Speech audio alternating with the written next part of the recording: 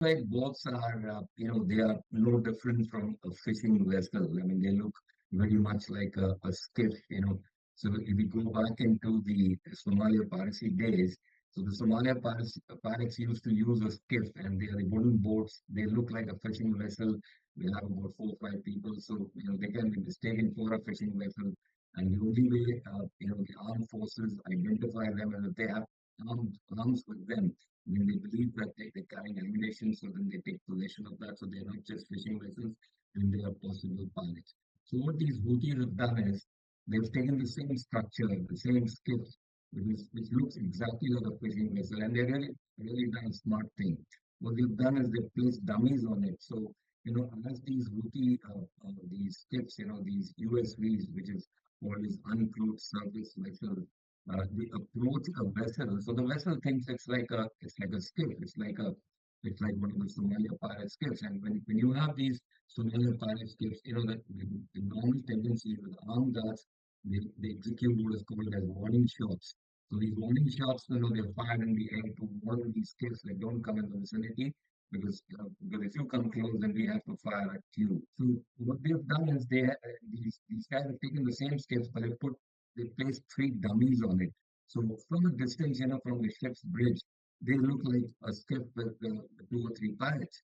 So they were really precise in managing that navigation of the skip, the so-called Houthis USV, to hit the engine room, and that's very sensitive because they hit the engine room and there was a big explosion out there.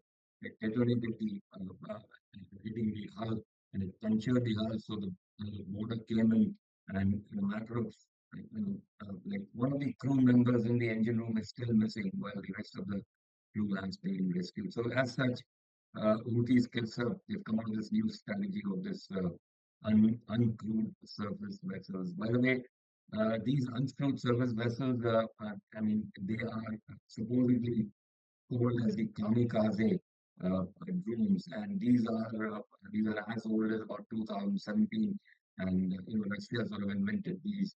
So it's possible that these are the same drones which are being used by the Houthi rebels, for targeting the merchant ships.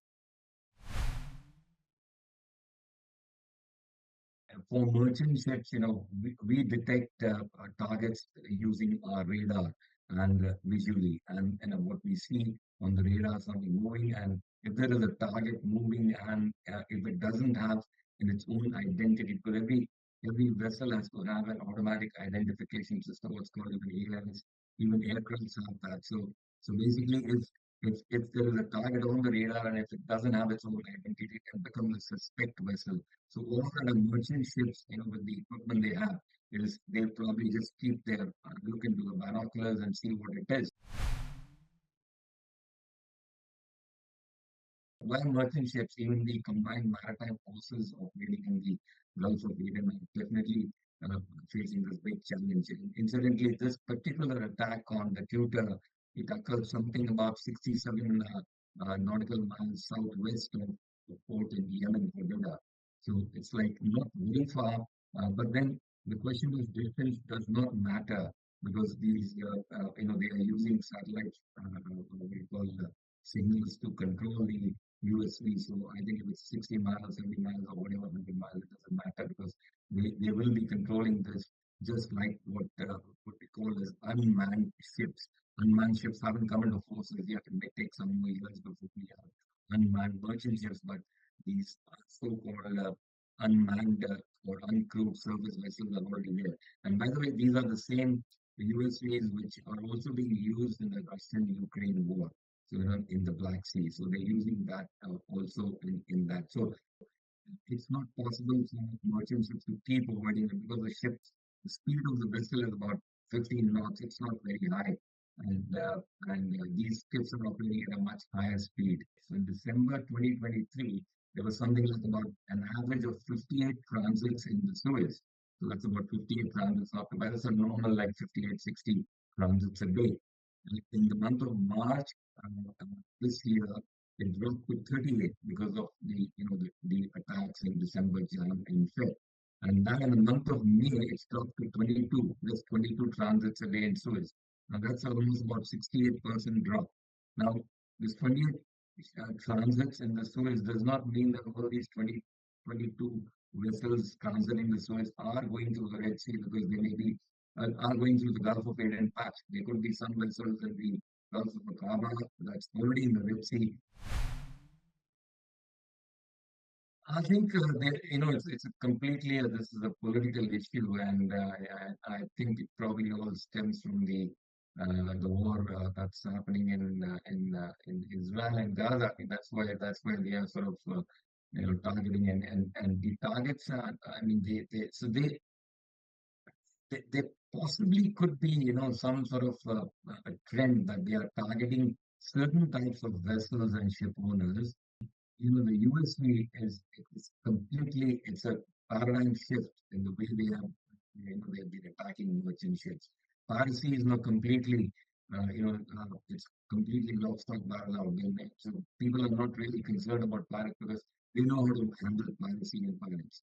But this is something totally different. This is almost like an attack on the ship. I mean, it's like in Twitter, they just destroyed that, and the ship was to be towed. In fact, Tudor it had lost significant amount of buoyancy, and the buoyancy loss Tudor had, and the pictures and images that came, it was anybody's guess. Any reader would know that a few penguins or seagulls sitting on it, and it would go down, and that's exactly what happened. So the two tugboats that came to tow the Tudor eventually had to abandon it because the Tudor sank. Yeah, now see the Red Sea is a very significant passage, the Red Sea and the Suez. So you see, the attacks are happening in the Gulf of Aden. In the month of May, April, May, the air cargo from Middle East to Europe has shot up by 30%. So that's an indicator. You see now with ships being sort of stopped out here, so some urgent cargo or somebody who can afford to ship their cargo through air. So the air cargo has increased by 30%. Now that's quite phenomenal, from Middle East to Europe because Middle East is saying since we can't route our ships via Gulf of Aden, so let's put it on the aircraft. So they're using that, So it's like a problem.